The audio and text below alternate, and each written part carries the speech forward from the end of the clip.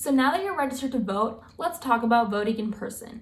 In-person voting happens during two different periods. There's early voting and voting on election day. So your first step is to decide when you want to vote.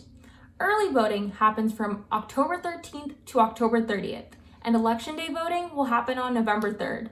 We highly recommend that you vote during the early voting period because you'll be exposed to a lot less people and the lines will be way shorter. Your next step is to decide where you're going to actually vote. Be sure to check for the polling locations that are closest to where you are registered to vote.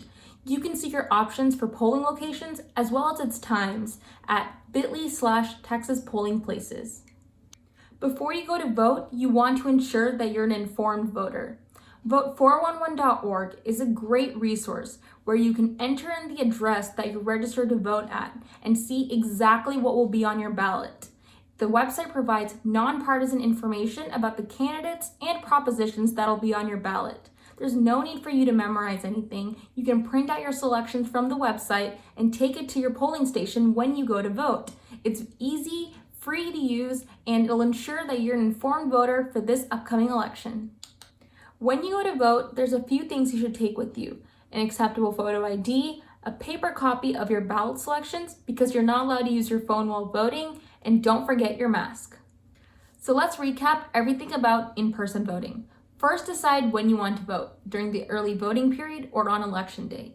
Next, check where the closest polling location to you is and when it's open. Be an informed voter by using vote411.org. It's a great resource that provides nonpartisan information about the candidates and propositions that'll be on your ballot. When you go to vote, don't forget your mask, a paper copy of your ballot selections, as well as acceptable photo ID.